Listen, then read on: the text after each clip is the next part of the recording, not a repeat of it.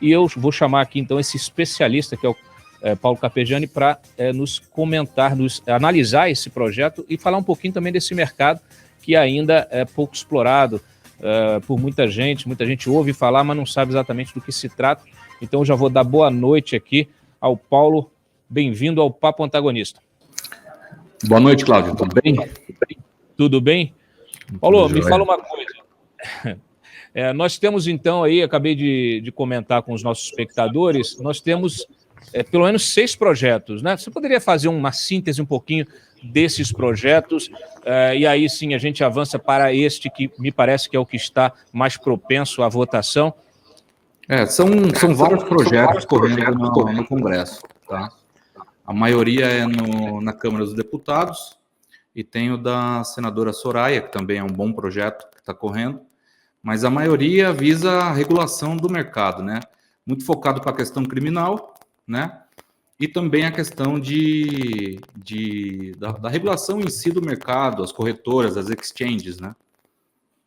O projeto mais, assim, que está em voga é o projeto do deputado Áureo, que é o que está mais adiantado na Câmara dos Deputados, que vai para votação no plenário. Deixa eu só fazer aqui uma ressalva, citando, né, os 6 projetos. Nós temos projetos dos senadores Flávio Arnes, da Rede, da Soraya Tronicle, do Stevenson, Soraya do PSL, Stevenson Valentim do Podemos, e dos deputados Auro Ribeiro, que me parece que é esse, né, que você mencionou, e que é do Solidariedade, e também do Alexandre Frota, do PSDB, e do Vitor Hugo, do PSL. Então, dentre esses 6... nós temos o do Auro, que está mais adiantado, que já foi aprovado na comissão especial, aprovado agora em setembro, passou pela tramitação lá burocrática, né, de registro disso, vai agora para a pauta do plenário. Eu queria te perguntar o seguinte, quer dizer, a necessidade de regulamentação, né? Há uma demanda por segurança jurídica, né, dessas relações aí que envolvem o cripto e também os tokens, né, que é a criptomoeda, enfim, esse mercado mesmo de criptomoeda, e também essa necessidade não só da segurança jurídica para quem investe, para quem resolve aplicar, mas para quem também trabalha com isso, né, para as corretoras, para as empresas para as exchanges, né, para as empresas que trabalham com isso. É por aí? É por aí. O Brasil está bem atrasado, digamos assim, na questão da regulação das criptos, né? Esse projeto do deputado Áureo é o mais adiantado, ele está um projeto geral e bem estruturado em termos de regulação. Na questão específica, ele vai deixar bem para a CVM ou para o Banco Central regular a parte mais detalhada desse assunto, né? Mas o Brasil precisa, sim, de uma regulação, principalmente na questão dos prestadores de serviço. Tá? A gente teve o ano de 2019 e começo de 2020 uma onda de pirâmides financeiras utilizando-se da criptomoeda como o mote da vez, né? Já teve boi gordo, já teve, entre outras, e agora a moda é a cripto. E isso acaba atrapalhando um mercado que é sério, né? Tem muitos players sérios no mercado. Na Suíça já é regulado, Alemanha, e no Brasil também, tem vários players sérios aqui, né? Deixa eu pedir, enquanto você fala sobre isso, pedir para o Freitas colocar na tela a reportagem do faraó dos bitcoins, né? Eu fiquei muito impressionado, né? O ex-garçom Gleidson Acácio dos Santos foi preso pela PF. Aí essa investigação já se desdobrou, já descobriram tanta coisa, mas o que me chama muito a atenção é a movimentação. 38 bilhões de reais nos últimos 6 anos, segundo a investigação da Polícia Federal. Está aí o faraó do Bitcoin. Como é que é isso, Paulo? É possível realmente você movimentar essa fortuna debaixo do nariz dos órgãos reguladores e nada acontecer? O que está de errado realmente no mercado e qual a necessidade, a exigência, a demanda de uma regulamentação como essa que está sendo aprovada? A partir do momento que não tem uma regulamentação no país, qualquer pessoa pode operar nesse mercado, né? A questão das criptomoedas, por ela ser uma tecnologia chamada blockchain, é difícil rastrear para onde está a custódia desses criptos, né, dessas criptos, e você consegue atuar no mercado. No questão do faraó das criptos, na verdade, o que ele fez foi um contrato de investimento coletivo, vamos dizer assim, sem a autorização do CVM. Então, ele ludibriava as pessoas, coletava o dinheiro e aplicava da forma que bem entendia. Se aplicava, que isso a gente também não sabe, né? Mas essa questão tem que ser regulada e com cripto é muito fácil você esconder onde está a sua criptomoeda pela questão que não tem uma publicidade da carteira, né? Onde fica alocada essas criptos. Há muita dúvida quando você fala de cripto, né?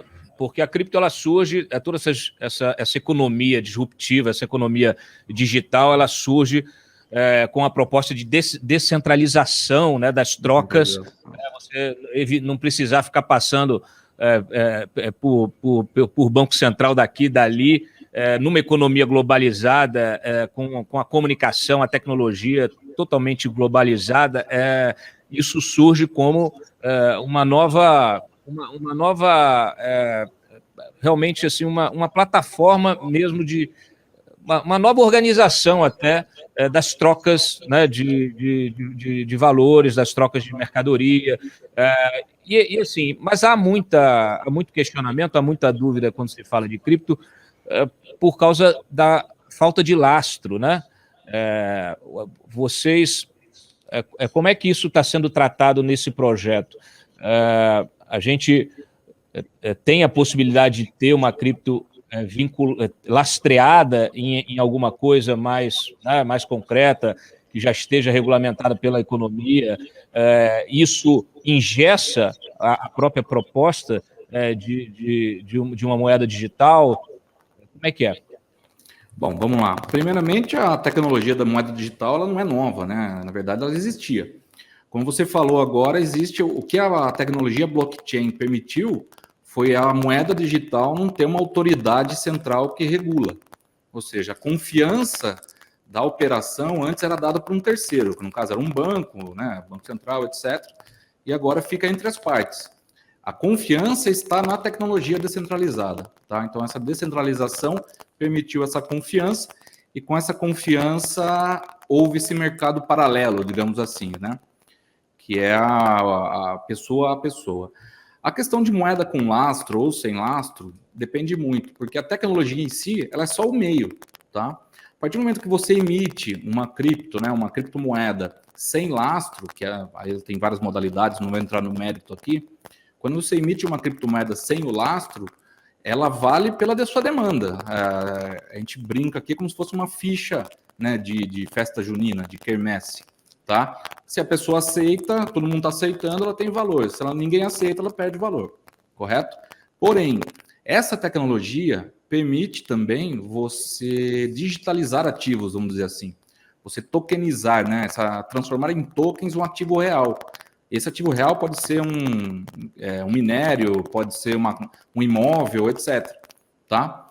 Porém, o que acontece? Com a falta de regulamentação, você não consegue dar uma cara para essa moeda, né? Se ela vai seguir a regra do ativo que está sendo tokenizado, digitalizado, ou se ela vai ter a sua própria regulação, tá?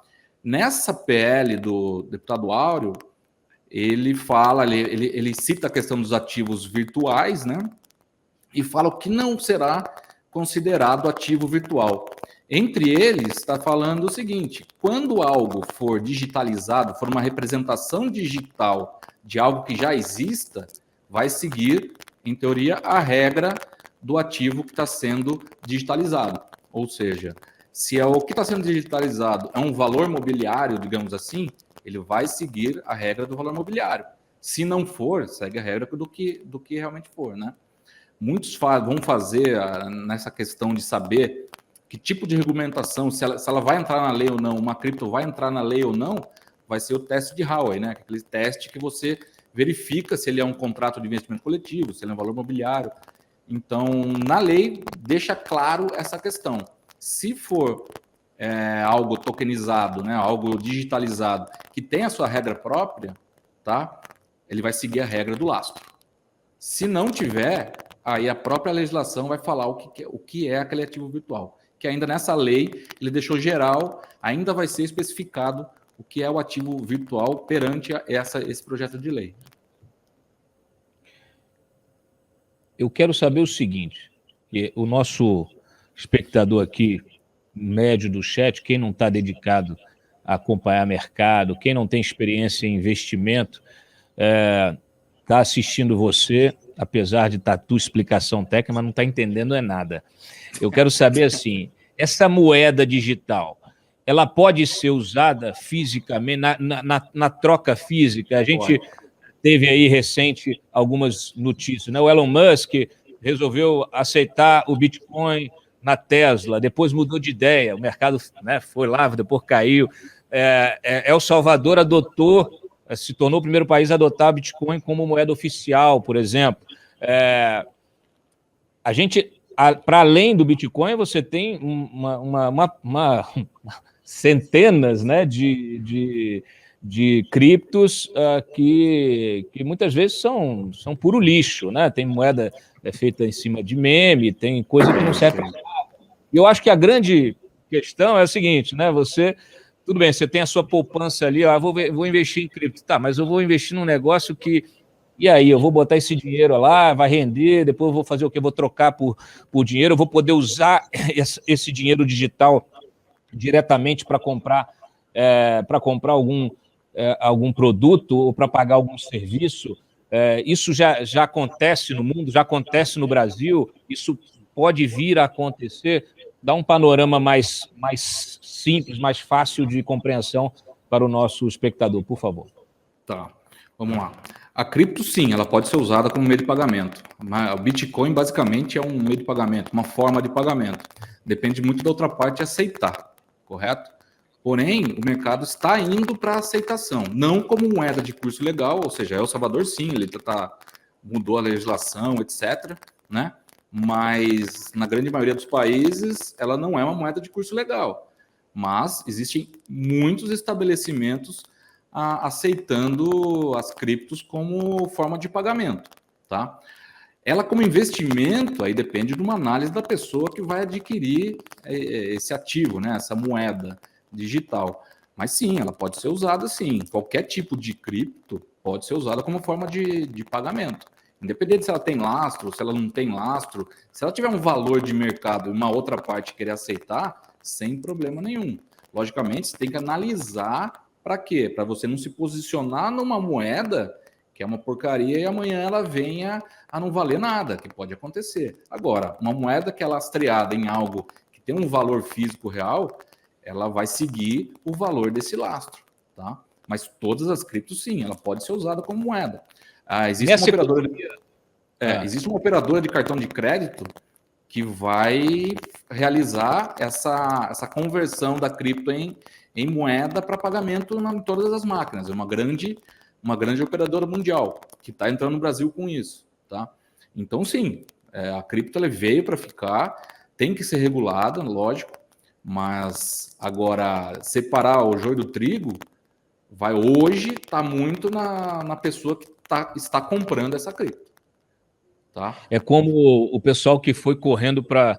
a gente teve esse boom de pessoas físicas indo para o mercado financeiro, né? Então, e aí você tem todo tipo de manipulação, gente usando rede social para dizer que vai comprar determinada ação, aí aquela ação sobe, depois o sujeito vende, e aí, sei lá, uma hora depois ele diz, eu vou vender, mas ele já vendeu e aí todo mundo se ferra. Quer dizer, você tem muita manipulação disso, a gente vê que a CVM não consegue fiscalizar nem o mercado que já existe, em função dos desafios das novas plataformas, dessas, né, de Twitter, de Facebook, de WhatsApp, de grupos, de clubes de investimento que são criados. Eu acho que você acha que é possível a CVM, uma vez aprovada essa regulação, a CVM, o Banco Central, ter capacidade técnica para fiscalizar de fato um mercado tão inovador e que tem chamado tanta atenção e que movimenta tanta grana? Eu acho o seguinte, a criptomoeda totalmente descentralizada, que é o caso, por exemplo, do Bitcoin, tá? É difícil regular a criptomoeda, tá? O que eu percebo é o movimento dos estados em regular não a criptomoeda em si. Ela dá um panorama geral, mas ele tenta regular quem presta o serviço de cripto. Tá? Então, a legislação está vendo o quê? Quem que vende essa moeda? Tá? Uhum. Vamos dizer, uma cripto que, na verdade, a tecnologia é descentralizada, mas existe uma empresa por trás. Essa empresa eu vou regular. Então, eles estão pegando pela beirada. Para quê? Para conseguir criar um funil e tentar proteger ao máximo o investidor de cripto. Tá? Mas operar uma tecnologia totalmente descentralizada, tentar regular a cripto, é difícil. É difícil. Tá? Então, eles estão pegando, por exemplo, você vê a SEC nos Estados Unidos, ele está pegando as pessoas que controlam as criptos. Tá? Não, peraí, você está vendendo cripto aqui, mas você está atuando como banco, então multa. Então ele começa a pegar. No Brasil, a Receita Federal já fala, ó, se comprar uma cripto aí, você avisa a Receita. Então, está pegando pelas beiradas. Regular a cripto em si é mais complicado. Como é que funciona, assim, quando você vai investir numa empresa listada na Bolsa, obviamente, se você é uma pessoa que não tem informação, você vai ao corretor, como eu imagino que aconteça com o cripto. Mas quando você tem um pouco de informação, ou melhor, os profissionais que trabalham com isso, melhor dizendo, como é que você faz? Né? Você analisa balanço da empresa, né? Tudo que, pelo plano de investimento, valuation, de tudo. Você estuda uma coisa concreta, né? que são as informações relativas àquela empresa, os investimentos relacionados àquela empresa, endividamento, etc. e tal. E, com base nisso, você tem justamente o valor, né, que é dado àquela ação, e aí você, com um conhecimento que você tem no mercado, você consegue entender se aquilo está sobrevalorizado, se é uma bolha especulativa, se não é, e aí você tem condição melhor de decidir sobre investir naquilo ou não. Como é que é feita a tomada de decisão de investir em cripto? Você analisa o quê? Eu analiso o seguinte, agora os grandes estão entrando no mercado cripto, correto? Então, quando o grande entra no mercado cripto, ele grande analisa... Que você está falando grande que você está falando é investidor grandes empresas. As pessoas, essas grandes empresas estão usando cripto para aumentar o patrimônio líquido da empresa, por exemplo. Tá? Perfeito. Bancos podem usar cripto para melhorar o índice de Basileia. Ou seja, ele vai dar uma carta-fiança, afeta diretamente o patrimônio líquido dele. Se ele conseguir integralizar capital com uma cripto que tenha valor de mercado, ele aumenta esse patrimônio e consegue atuar com mais facilidade no mercado. Então, esses grandes, né, players, eles analisam realmente dessa forma que você falou. Tá? Quem é a empresa, no caso de ser uma cripto de uma empresa, né? O Bitcoin não, ele está no... O Bitcoin é um ET perto das outras, né? Eu acho que o carro-chefe aí é o Bitcoin. As outras usam a tecnologia do Bitcoin, mas tem uma empresa por trás. Então, quando tem uma empresa por trás, você analisa o white paper, né, que é vamos dizer, o prospecto dessa cripto, você analisa se ele tem as autorizações, analisa uma moeda com lastro, vê se esse lastro é regulado ou não, né, por causa de minério, vê se tem toda a questão. Então, é a mesma análise. Você analisa as pessoas que estão envolvidas. Os maiores projetos de cripto hoje, basicamente, eles olham as pessoas que estão por trás, tá? E se a pessoa é séria ou não, se ela já participou de outro projeto e entregou esse projeto. Porque no começo tinha muita projeto, a pessoa comprava só vamos dizer assim, na conversa e levantava milhões e milhões, né? Me fala uma coisa, eu vi um dia desse aí, o pessoal já oferecendo no mercado fundo de cripto lastreado em precatório, né? Que a gente está em plena discussão da PEC dos precatórios, com a pedalada aí, com o calote dos precatórios, que não serão pagos integralmente. Isso vai rolar uma dívida, você vai ter esses recebíveis aí, né? O sujeito que é credor desse precatório acaba ficando na mão de grandes bancos que têm recursos ilimitados para comprar a um valor muito baixo e esperar o pagamento por anos a fio, né? Quando não, eles também têm influência política para conseguir decisões judiciais que vão acabar garantindo aquele precatório lá na frente, mas o sujeito que tem uma dívida com o Estado, né, com a União, que precisa desse recurso, acaba ficando na mão. O que é isso? Funciona esse negócio? Ou é armadilha? Como é que é? Não, se for feito para uma pessoa, né, do mercado, funciona. Já tem casos famosos aqui no Brasil com pessoas competentes que realmente funciona. Realmente, a PEC dos precatórios, caso passe, tem pessoas que tinham um precatório na mão, que iam receber e não vão receber mais. Tá? Exato. Isso abre um grande campo para quê? Para fundos que compram precatórios, né? Então, esses fundos geralmente oferecem um valor para esse credor, 40% a menos, etc., recebe essa cessão e fica com o precatório para ele, depois ganha no final.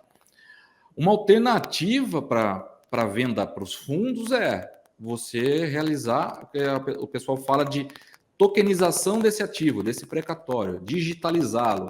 Você pegar a quantidade de crédito que você tem em precatório, transforma ele de forma digital, transforma em uns criptos, moedas, não é uma criptomoeda, mas em tokens, que você depois coloca no mercado para vender de forma fracionada.